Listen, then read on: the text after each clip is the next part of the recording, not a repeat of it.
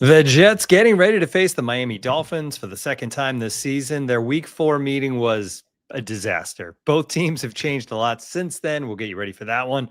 Dane Brugler's latest mock draft is out. We'll check in on where he has the Jets picking, where and who. We'll also take a look at the Jets' impending free agents. A first look at that. And of course, our weekly picks. Tim McMaster here along with Zach Rosenblatt. Thanks for joining the Flight Plan Podcast. Please like the show wherever you're watching or listening. Welcome to the Baggage Handlers. If you guys are checking it out on YouTube, 5-star reviews all around. End of the year, that really gives us a help. And we're going to read some reviews as we get towards the holidays here on Apple. So get some good ones in. Witty, funny, as long as there's 5 stars, we'll go through those and read a bunch of those. Zach, how you doing? I'm good. I didn't mention this when we were preparing for the pod, but a funny thing happened with the Steelers yesterday, and it reminded me of our time covering Sir Aaron Rodgers, where not only the game the other day, which was the full Aaron Rodgers experience of he has to make sure everybody knows how hurt he is so he can be a hero. He has to, but also gives him the leeway to, hypothetically blame the injury if he has to, and then throwing teammates under the bus in a post game quote. But the thing I was focused on was last night when our good friend Mike Florio decided to attack another group of reporters for not being hard enough on his good old buddy Aaron, who he's obsessed with. And the best part was, like, he was off on it because he only saw like a 2.5 minute clip, and he's like, well, they didn't ask any questions about his comments about his teammates the other day. Well, it turned out they did actually ask a question about it. Instead of changing the headline, he just put like an update at the bottom of the article, like the Steelers reporters and a bunch of other reporters were going at him. Then he just basically pretended like he didn't do that. It was I tweeted at one of the Steelers reporters who I was like, you guys got this much earlier in the process than we did. It took until like the second year for him to start attacking our integrity as journalists or whatever. Like the guy sitting on his couch at home or whatever in his big old fancy office and doesn't ever actually go to press conferences himself. So,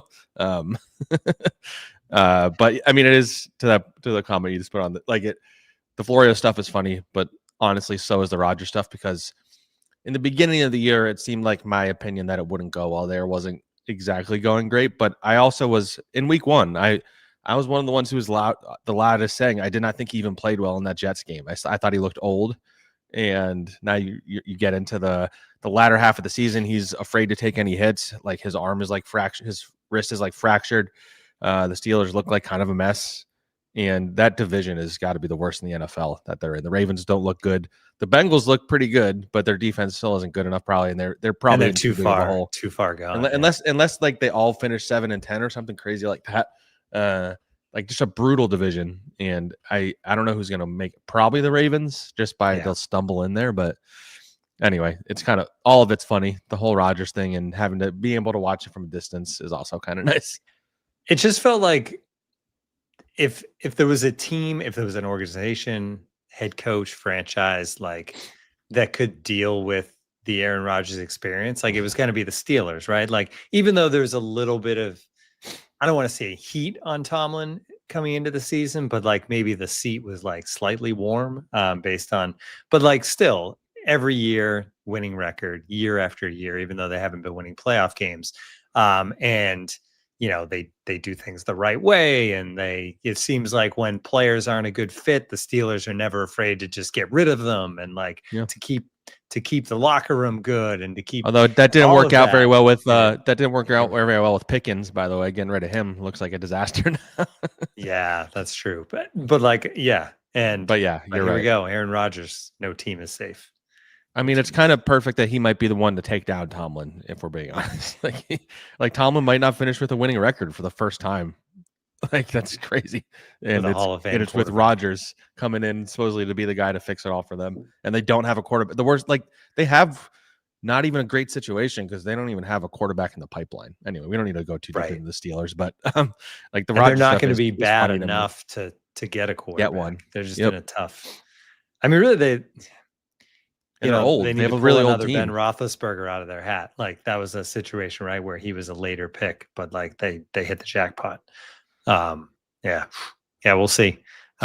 You cannot stay good in the NFL forever. It's just a fact. Like the way the league is set up, eventually you're going to have to bottom out. Ideally, I mean, hurt to say this, right? Looking around, but like ideally you do what the Patriots did, which is Yeah, you bought him yeah. out for like 2 years, get the quarterback, get the coach, and suddenly you're look like a Super Bowl contender again. But even that, like the Patriots were bad for 2 seasons, and now they seem to be back. But like eventually it catches up with anyone, and Yep. maybe finally the Steelers are gonna Even get the away from Ravens. that. The Ravens historically are always they just find themselves in it, but they look like a mess right now too. So it's gonna be an interesting And they offseason. have the quarterback. I'm curious to see if Harbaugh and Tomlin are coaching those teams next year. Like that's like a underrated thing going into the offseason. Yeah, I would bet they both are. That's just my Wow. bet.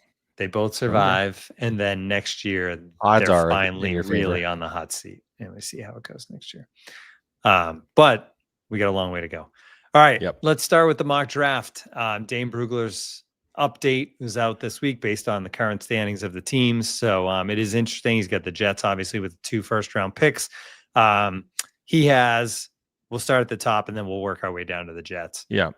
Cleveland trading up to number 1 from Tennessee, from number 5, and taking Fernando Mendoza, quarterback, obviously out of Indiana.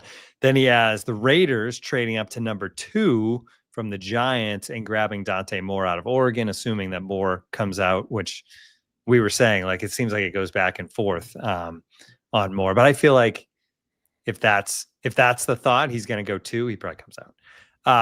Number 3, New Orleans, Arvell Reese, edge rusher from Ohio State. Number 4, the Giants, Carnell Tate, wide receiver from Ohio State, which that one was interesting to me because I hadn't checked in on mocks in a while, and his name kind of popped up, and he's just been like one of these helium guys this season that's rising. Tennessee at number 5 after trading down, taking Keldrick Falk, the edge rusher out of Auburn. The Commanders taking Reuben Bain Jr., edge rusher out of Miami. A lot of edge guys early on.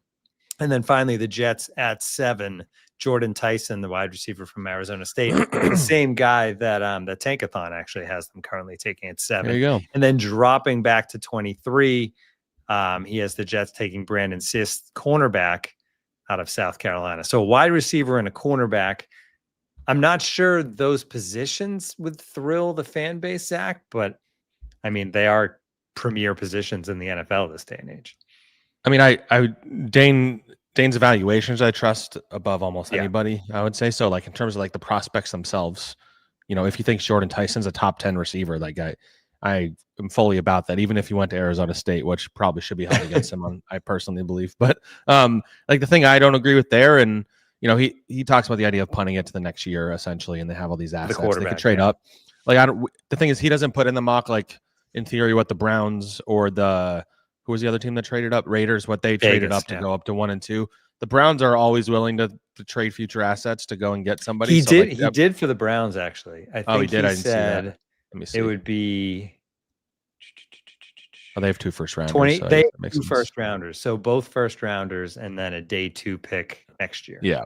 So like the Browns are one of the few teams that have like the assets to move up in a way that the Jets also can. So the Browns jumping ahead of the Jets, that makes sense to me. The Jets have the ability to go up there if they really like Mendoza or Moore. If they do, I think the Jets will trade up, and I think they probably have more to offer than the Raiders do. But at 7, where they have them picking, it has Ty Simpson being in the draft and still available. If the Jets really don't like Ty Simpson, then sure, I can see them passing on him. I can't see it getting passed on for a wide receiver personally. I don't know that I see the Jets going receiver top 10.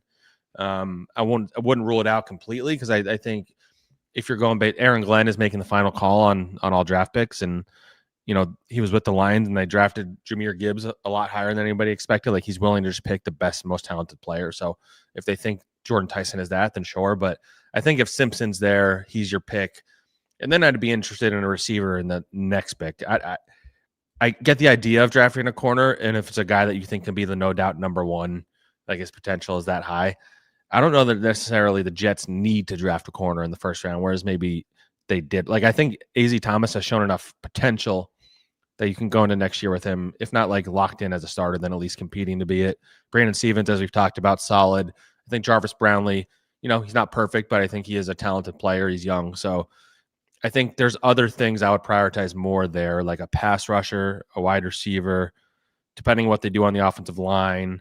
Or even a safety. Like safeties, you don't really like taking them in the first round, but that's been up. They haven't had a star safety really since Jamal Adams. So I think the interesting thing about this offseason for the Jets is you can make the case for any position in the draft and or free agency because number one, we don't know what they're going to do in free agency in terms of their own guys, which we're going to talk about momentarily. So but theoretically, if they don't re-sign Breece Hall, I think Jeremiah Love would be on the table unless they sign somebody in free agency. And Jeremiah Love, that's goes into the Gibbs line of thinking. This guy's an absolute stud. That's worked out for the Lions. But I would say if I was ranking the most likely positions they draft with these 2 first-round picks, I think I would have corner lower than most of the other ones. I think a pass rusher to me is the most important defensive position because they just don't have a consistent enough pass rush. They don't have a dominant defensive tackle. I like Phillips and I really like Briggs, but those aren't dominant Quinnen Williams types. Edge rusher like Will McDonald, I think he has his moments where he looks really, really good, but he also disappears for a while. I think Jermaine's an all-around guy. I think you want to have 3 really good defensive ends. So that's where my head's at as we look at it a long time from now. But, the other factor is they're going to have a lot of money in free agency. They're going to be able to go out and get guys if they want them. I don't know that they're going to go on a Patriots type spending spree because I don't think they're as close as the Patriots were this offseason, to being good right away. So I think they'll focus on positions we'll probably do a free agency pod before the end of the season. The one I keep going back to, I know Jets fans have talked about the center, Tyler Linderbaum from the Ravens is really intriguing to me. Just really solidify that O-line with a veteran center and maybe get some pass rushers or some bodies on defense and then focus everything else on the draft. But we can get into that another day. Dane compares Tyson to Stephon Diggs. Yeah. That's his best comp for prime gig. I mean, you'd have a pretty fun wide receiver room at that point with Garrett, Tyson, Adonai Mitchell, Mechie in theory, and maybe you get another veteran free agency. That's a pretty fun group. To your point on Simpson, I'm just weary for a team to hey, this guy dropped to us. I know he's here at 7. We should take him because you just can't get, you can't get that pick wrong. You can't take that first round quarterback and just be the guy that fell to you. I think of Mac Jones, guys that are Justin Fields, not really because the Bears, I guess, did trade up to take him at 10, but there's just, you want to get the guy you want. Which is why they have all these picks. Now, I don't know if Mendoza's that guy either. We talked about he doesn't have he's obviously, he seems to make all the right decisions. He can make the throws to a degree, but he doesn't have those tools that stand out and jump off the page at you. Yeah, I'm intrigued about him as the Jets quarterback because I think he'll probably be more ready right away. But Simpson, the appeal at that, yes, he did fall. I think if he falls, it's because of the inexperience above all else because he just hasn't played much primetime football. You would have to draft him with the knowledge that you probably don't want to play him right away. And so the Jets have to be willing to do that. They have to get the right bridge quarterback. There's a lot of factors there at that. But the thing is, the draft is after free agency. So they would have decided that at that point already. And it's kind of hard to plan for him falling there. So, that's why I lean towards them trading up in this draft. I just don't think you can wait till the next year. I also could see the scenario, which has been talked about and we've mentioned it, where you draft a non-quarterback first and then you take a flyer on somebody with the second pick. Right. I don't know who that would be. Feels you can miss at 23. You can't miss. You can top 5. I saw Connor Rogers talking to Joe about that idea, and I think he's not really as high on the guys that would fall in that range as a Jackson Dart type, the John Mateer or the kid from USC.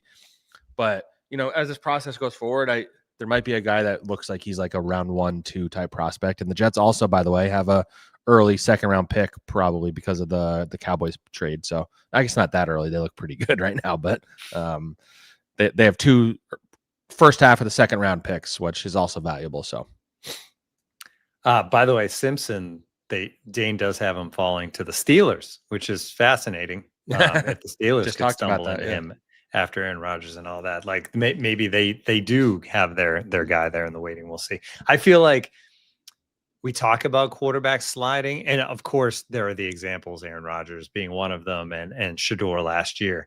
But generally they go the other way, right? Yeah. If he's saying Ty Simpson 14 now, even though he was higher earlier, it still feels like come draft day, teams get antsy about quarterbacks, and he ends up in the top 10 again. So yeah. Exactly. So, this is gonna be a very interesting pre-draft. I mean, our opinions might, by the end of the college football playoffs and the combine and all that stuff, there might be like some clear cut stuff. But just like with how there's no clear cut like Super Bowl favorite, it doesn't feel like there's a clear cut like no doubt quarterback or number one pick in this draft. So it's gonna be an interesting process for a team that has 2 first round picks. So. All right. Well, let's go into the free agents. I was originally going to do Dolphins preview next, but I don't know. I don't know if we care that much about the Dolphins game Sunday. So let's do the this isn't free agents available. This is Jets free agents to be coming up this offseason. We're going to go through them and get your take on where they stand with the team now and basically an early projection of if you think they're going to be back or not.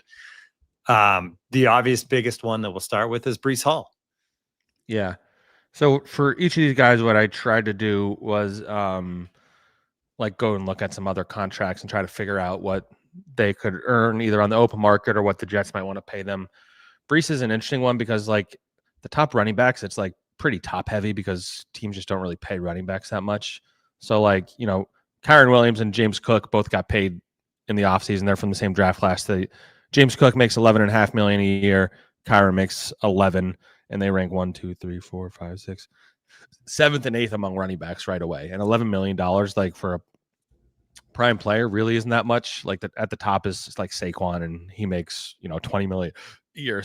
Christian McCaffrey, Derrick Henry, Jonathan Taylor, like these are guys that are above Breece Hall's caliber. So I think he would fall more in the James Cook, Kyren Williams range. I actually didn't pull this up. Let me look at what a franchise tag will cost in 2026 real quick, because that's a factor here. For Breece, it would cost $14 million for a franchise tag, $11 million for a transition tag. So I think ultimately, if Breece wants to come back to the Jets and they offer him the money he wants, my feeling is it would be something in the range of the Williams contract, which was 3 years, $33 million. If Breece wants more than that and he wants to go into free agency or he doesn't want to come back to the Jets or whatever, then I think they franchise tag him. So I think Breece Hall is going to be a Jet next year. I feel pretty good about that. If I'm putting a percentage on it, I'd say like 60% is my confidence level. So, but yeah, you know, it's funny because before the season, I was predicting he would not be back. At the trade deadline, I was predicting he would not be back. And now, just based on the way they talk about him and how, you know, you want to go in the next season with some players you feel good about, I think he's going to be a top priority for them. Yeah, and it feels like he wants to be here again, which is obviously part of it too. John Simpson up next. John Simpson. So I lumped him and AVT together, but I'll start with Simpson. So Simpson's going to be 29 next season, so he is getting towards 30. I don't think he has had as good of a year as he did last year, but I think he's a solid lineman. Pretty much what I think they have to decide, because Joe Tippmann has been really, really good at right guard. And I think that should be his long-term position. And so if he's your long-term right guard, you figure out what you want to do at center. We'll talk about an option at center in a minute. Then I think you're basically deciding, do we want AVT or John Simpson to be our left guard, or neither, I guess. But I think one of those two guys. And so like from the Simpson angle, I looked at him in like the Isaac Seumalo, Ezra Cleveland, John Runyon, Ben Bredesen type range. So that is 3 years, $24 million, 3 years, $30 million, 3 years, $22 million. So it's like in the $7 to $10 million a year range. I think he's making 5 right now, 5 or 6. I don't think he'll get much more than that. So I lean towards him. Let's say 3 for 24, which is about like $8 million a year. I think that's pretty reasonable, and it's probably the type of thing where it's really a 2-year deal. AVT, the two I looked at were Mekhi Becton last year. He had a good year with the Eagles, but he is injury prone, and there are question marks. He got 2 years, $20 million from the Chargers. James Daniels from the Dolphins got 3 years, $24 million after only playing 4 games the year before. And so that's like the biggest factor with AVT, obviously, is the injuries. My feeling is, I don't know if it will be the Jets. I personally would bring AVT back, because I just think when he's healthy, he's really good. And you get him and you protect it by either signing somebody else or drafting somebody early, like whatever it is. But if he's healthy and playing to his capabilities, that's a really good offensive line. So I think maybe you get him at a discount, right? Because I think, I mean, if he wants to sign a multi-year deal, then you can reduce the average per year. I think more something like a 1-year contract in like $8 million to $10 million range with incentives or something like that would be agreeable, and I would do it. I think I would want to bring him back personally. And I get any reticence like fans might have about that. And he's been more on the right side in recent years. I think he started out as a left guard, but I don't know. I think he's a good locker room guy. And on a roster without like a lot of Pro Bowl caliber talent right now, I do think when he's healthy, he is a Pro Bowl caliber player. So, yeah, you think back to, them drafting him and then the early signs from him, and it felt like this guy's going to be a staple of this offensive line for 10 years. And it's just like one injury after another, and they pile up, and you wonder if he'll ever be healthy. But guys do get right and fix it, and he's still young, obviously. All right, you mentioned Dan Botter commented that if they resign AVT, he'll get hurt again, and if they let him walk, he'll be an all-pro. It's the only way. There you go. That's the Jets perspective. The Jets way. You mentioned center, so let's go there next. Josh Myers. Yeah. And you earlier mentioned that this is a spot where you could upgrade through free agency. Yeah, so I think Myers is perfectly solid, fine veteran center. I don't think he's anything special necessarily. I think he's, if you look at Darren Muji's offseason, you have to call him a major win because I got him for $3 million and he started every game for a pretty good offensive line, I think. So I would not be opposed to bringing him back. The thing is, as we go through this, by the way, like, number one, the Jets have almost like $100 million in cap space. If they were signed every single one of these guys we're talking about, it really wouldn't even put a major dent in their cap space. Like, that's the crazy part. So, like, if they really like all these guys, they could re-sign all of them. There's one we're going to talk about who I don't think will be back, but Myers, centers don't really make that much money. So I looked at like Ethan Posick from the Browns. He's a solid player. He signed for 3 years, $18 million.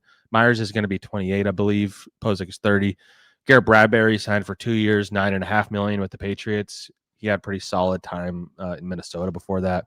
Robert Hainsey with the Jaguars, 321. Like, you're probably only going to have to pay Myers still like in the $5 to $7 million range, which for a starting center isn't bad. So, I wouldn't be opposed to bringing him back if you don't think you can go and get a Linderbaum, but I would aim for an upgrade and just get a really good center to pair with your rookie quarterback. So you have like, so it's a pretty good exchange, and that's an important relationship too. So I'd be interested in upgrading there personally. Assuming there'll be a rookie quarterback. Yes. All right. On the defense, Quincy Williams. Yeah, that was the one I was alluding to. So it's a complicated one because they just paid Jamie Sherwood.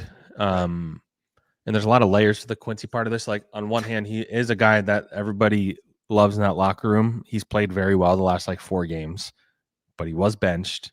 He did play poorly at the beginning of the season. His brother was traded away. He was just nominated for the Walter Payton Man of the Year award for the Jets today. So, like, I don't know. It's like, and he's turning 30 next year. So there's so many. He's better than Jamie Sherwood. I think most people would agree with that. Sherwood has had a bad year, and I don't think they can really get out of that contract. So do you want to pay 2 linebackers, one of them turning 30? I just don't see that personally. And I think Quincy is going to look across, and he's going to see that Jamie Sherwood just got paid 3 years, $45 million. And he's going to say, I'm better than him. I've been here longer, and I deserve that. I don't know that he's going to be dying to come back after the getting benched and the brother and all that stuff, but I don't think he's worth 3 years, $45 million either. I looked at Aziz Al-Shahir, who's 28, got 3 years, $34 million from the Texans. Robert Spillane from the Patriots, 3 years, $33 million. That's around $11 million a year. That's probably what he'll want.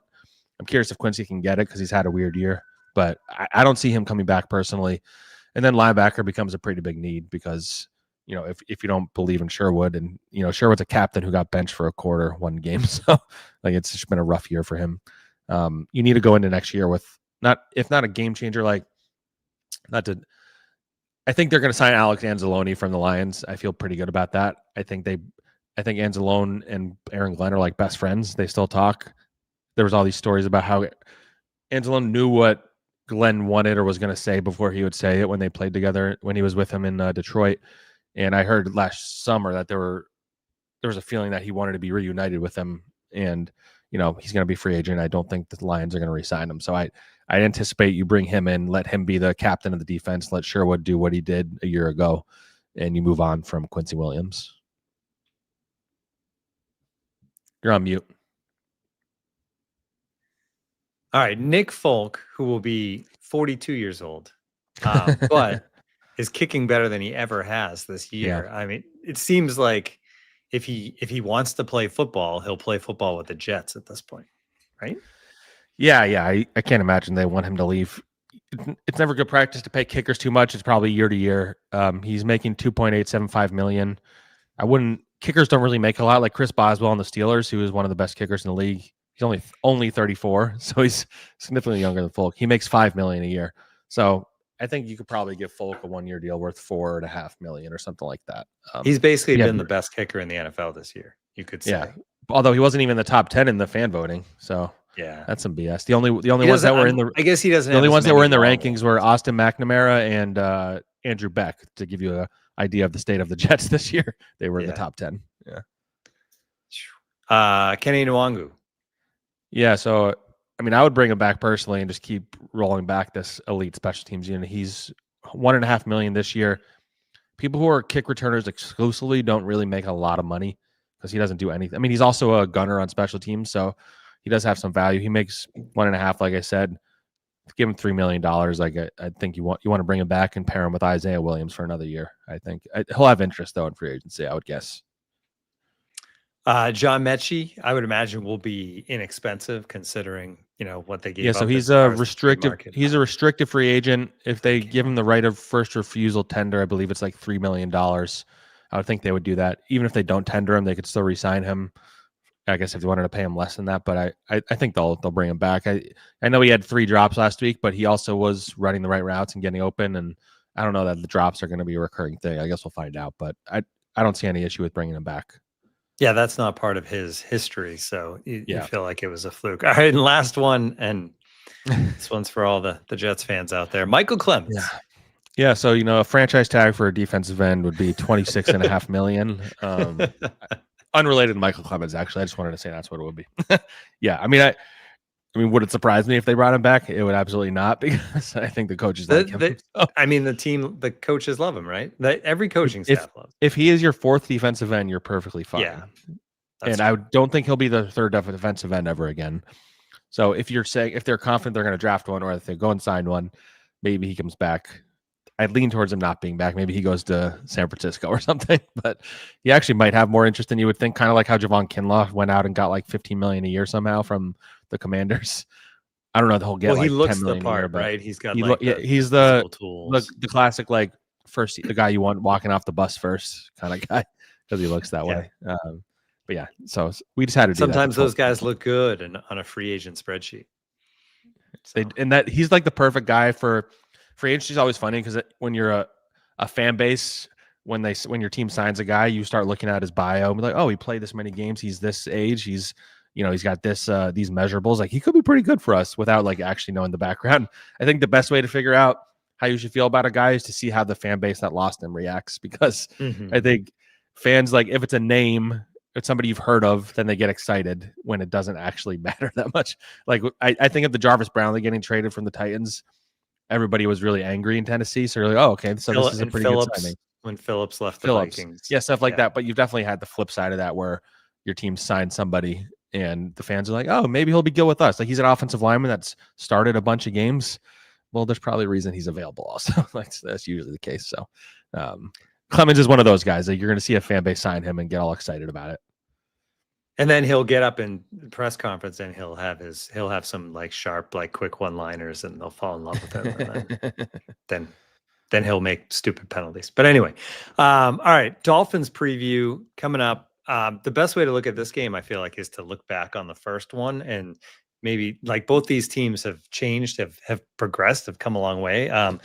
That game, if you may remember it, week 4 down in Miami, the Jets' House of Horrors continued as they lost their 10th in a row, 26-21. Both teams entered that game 0-3. McDaniels very much on the hot seat. It felt like if the Dolphins lost that game, there was a chance he would be fired right then. He kind of like wavered on and off the hot seat for a while. Now he seems fairly safe with the way they're playing. But the Jets turned it over 3 times. Obviously, no takeaways. At that point, they had not had a takeaway and wouldn't get one for a long time. Brutal turnovers, though. They fumbled the second half kickoff away, and Braylon Allen fumbled going into the end zone. And then they ended up losing by 5 points.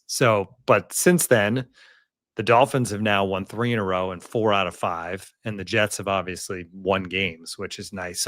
And traded away players and still been better. So I think you look at this game on paper and the Dolphins seem like a much better team now than they were then. The Jets on paper aren't a better team, but seem to be playing better. Yeah. Yeah. I mean, it is interesting. I think Mike McDaniel felt like was definitely going to get fired around that point of the season. And if he feels like he might be safe now, they've turned things around. They lost Tyreek that day. And then I guess Jalen Waddle has been pretty good since then, but a lot of it's been around the running back, Devon Achane, who just looks phenomenal. Yeah, Last three games for Achane, 174 in that blowout of the Bills, which was really shocking and kind of sparked this win streak. Then 120 against the Commanders and 134 against the Saints last week. It's just funny because that week 4 game, it felt like these two teams were at a low point, two of the worst teams in the NFL, everybody making fun of them. Should Aaron Glenn be fired after 1 year? When is Mike McDaniel going to get fired on his way to the plane? Like one of these weeks, like one of those things. But the Dolphins traded away Jalen Phillips, fired their GM, turned it around. The Jets, I wouldn't say the Jets turned it around. They're still 3-9, but played a lot better. They're much better coached. This is a group that is not going to have a talent advantage any week anymore, and they're still competing. So, it's just interesting seeing them both at these places now. And I think this is, I don't know if it's gonna, I don't know if good game is the right way to say what Sunday will be, because I don't know that a lot of these Jets games are like good anymore. It's like you wait 3 quarters and then finally some good football starts happening. Because like I was texting you during this last Falcons game, I was like, well, you're not missing much. Or I said we're gonna have a record. I didn't understand it because I had because by the time you looked, it had been like a good 4th quarter. So yeah, exactly. So that's like how the Jets are gonna be. But I don't know. I think it could be an interesting game, and it's gonna be a nice measuring stick for this coaching staff, because I don't think the Dolphins are like eons more talented. They are more talented, but they don't pass the ball really either. Like Tua has like 500 yards total in this 3-game winning streak. He has 2 touchdowns and 3 picks. Achane has been running wild. Their defense has been solid. Anthony Weaver's done a good job with that group. So it's not an easy matchup by any stretch, but it's a very winnable game for the Jets. And at this point, if you want to keep them, like, they're not going to get the number 1 pick unless they lose out, I guess, would be the only shot they had at it. But even then, like, that requires like the Titans to win games. So I don't know. I think the Jets can win this one, and I think I'm leaning towards picking them. I think I did on my pod with Connor earlier in the week. I believe the line, I don't know if you have the line in front of you. I think I can pull it up real quick. The line is Jets plus 2.5. Sorry. So they're underdogs. So I think the Jets at least cover. And, if you go into the last half of the season with 4 wins and you got Jaguars, Saints, Patriots, Bills, like the Jets are probably headed towards winning 5 games if they beat the Dolphins. And if they don't beat the Dolphins, they might only win 4. Yeah, the Saints game seems like a win the way that team is playing. It is interesting the way they've turned it around with the running game, because when you do think of Mike McDaniels, you think of like the exciting like offense with the different looks in the passing game and that sort of thing. And he's really just kind of, I guess it's a credit to him. He's looked at how the roster is right now with his quarterback and without Tyreek, and he's really leaning on the running back, which is, like I said, a credit to him. If this Dolphins team, Zach, was in the North, they'd be in the playoff hunt. I'm just saying, the way they're playing and the way the rest of that division's playing. Well, I think they're in those. Like, maybe they can catch. I think they're in those in the hunt graphics that the NFL. Oh, have they snuck up into there at 5? Yeah, they are, because they're 5-7, so they're like, I guess if you win out or whatever, so you could probably lose one more and be there. But so the Jets can spoil the Dolphins season this weekend. Sure can. All right, let's move on to the picks. You were red hot. I know. Red 2 weeks hot in a row. Yeah, Zach with 14s back to back. Although I was just informed today that I'm not eligible to win the pool. So yeah, I had to break. What's the point of anything, Yeah. Well, it gives people some bragging rights. You're up to 53.8% for the season too, which means if you were actually betting these games, you'd be in the black, which is good. You're in the top 10 though, Zach. Very impressive at 9. At the top, I think this is a new leader, although we didn't do this last week. But Rich T. Ryan, 150 total. He was not great last week, so I guess he was probably in the lead already after a 14-point week in week 12. He has a 1-game lead over Sisyphus Jets. And then Chai Jets fan 24 also tied there. And then Johnsy, who was the leader the whole first half of the season, still within striking distance, 2 games back at 146 points. So that's your standings. Let's take a look at this week's picks. I already put mine in for this week. There's some interesting spreads this week. By the way, you said you were taking the Jets. I took Miami. Wow. Very negative. Some interesting games though. Like there are some tonight. Tonight's Detroit, a great Dallas. game. Dallas this is one of the better. This is one of the better Thursday night games I can remember. Yeah, Dallas looks good on Thanksgiving, and I just feel like they look really good. They take a step back. I don't know, man. I like Connor said this. Connor said this the other day, but like if the Cowboys can find a way into the playoffs, like they're kind of scary because their offense is as good as any offense, and their defense is looking pretty good now with Quinnen, and they got healthy, and they're getting Trayvon. They owe it all to the Jets. Week. Yeah. Yep. So the Cowboys are if they make the playoffs, they're scary to me. So Baltimore Pittsburgh is obviously a huge game in that division. 5.5 is a pretty big spread. Yeah, agreed. I'm not touching that game. Not touching. No, that's. Don't go near that. Other interesting ones. I took the Bengals over the Bills. Yeah. I feel like the Bengals +6. Yeah, with the +6, I just think. And I think they could win that game. The Bills are just Jekyll and Hyde, and they really are. Like they're ready for another kind of stinker. And I feel like the Bengals are going to make things interesting with Burrow back. I feel like they don't end up making the playoffs, but like maybe they're in it. It's too hard. Final week. Yeah. I put Houston +3.5, and I put Chicago +6.5. I did Chicago. That's a weird spread to me. The way the Bears are playing. I think it's because the Bears generally just win close games, but they beat up the Eagles pretty good. So I don't know. The Packers are looking better, but I don't know. So the Bears it's funny. The NFC is so crazy that if the Bears lose, they could go from 1 to 7 in the standings. Everybody's because of the parity. But Houston's defense has been really good. That would be it for Kansas City, right? They'd be toast. If the Texans win at Kansas City, that's it for the Chiefs. The Texans also kind of need that game though, just like keep rising and have a real shot. So that's an interesting one. Yep. In terms of, the Browns Titans might be the worst game of the year. I took the Titans because I feel like they've just been on I feel like Cleveland. Yeah. I don't know. I just feel like the Titans are going to win one at some point, and this is it. And then suddenly that race for the top pick becomes really interesting if there's no one loss team or one win team and everybody's kind of like 2 or 3 wins, it gets real fun. All right. And then any of these other ones you want to touch? Oh, Eagles Chargers is interesting. I put Chargers +3. The Chargers aren't great, but I don't know. It just feels like the Eagles are going to keep spiraling and they're going to be on national TV when they do it. So like I don't know, like I feel like that team just looks like it. Nobody's having fun. Everybody hates each other. They're the most talented team maybe in the NFC. Doesn't that happen every year? But this year, it's like louder. It feels like it's every time Nick Sirianni just promotes somebody from within the offensive coordinator, everything goes terribly. And so every year it feels like, is he going to be on the hot seat this next year? Because I don't think you can fire him coming off the Super Bowl. But if they go into the next year and they're disappointing, like I don't know, like you can convince me they lose in the first round or they win the Super Bowl this year too. Like that's the level of talent they have. So that's I don't know, man. It's crazy. Like, cause I'm from that area and everyone in my family are Eagles fans and I'm in like group chats with Eagles fans and they're all like losing their mind. And I just like, it's so funny watching fan bases like that freak out. And then I see the Jets fans like being like, yeah, we got a 3rd win. We're competing hard and they haven't made the playoffs in 15 years. Like the Eagles, I know no Eagles fan wants to hear it, but like, you don't know how good you have it. Like just appreciate what you have a little better. I was in that area for Thanksgiving because my wife's from outside of Philly. So I went down there and like the sky is falling. The vibe, the sports gossip show that is in the Athletic podcast network now does picks based on vibes every week. They don't talk about the talent or anything. It's just straight vibes picks. Funny. And the Eagles may be like last. They may be the worst team in the NFL for vibes at this point, but the most talent. So we'll see. They'll be fun to watch. Anything else before we say goodbye?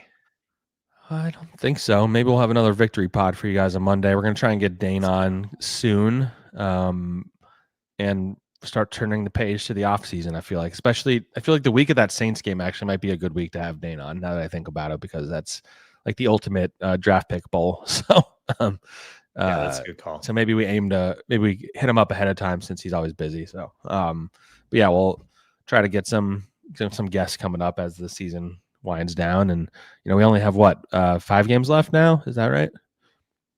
5 left. 5 left. So we're in the home stretch. We're going to get there, everyone. We're going to get there. Thanks, everybody, for joining us here on the Flight Plan Podcast. We will talk to everybody soon.